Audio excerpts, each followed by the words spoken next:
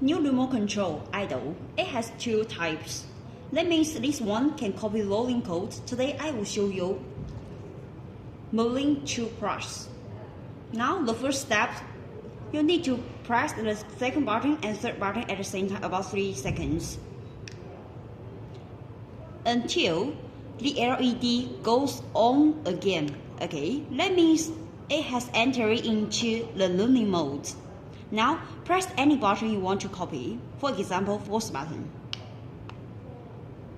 until the LED brights slowly. Okay, and then press the original remote control, for example, this one.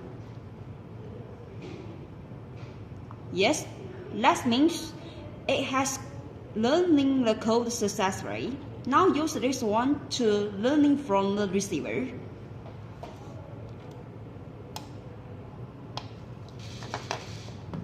Power the receiver and learn from the receiver.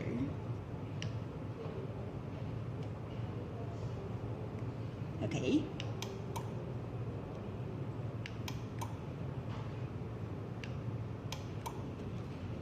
For now, it's just like the same function as the Merlin 2 Plus.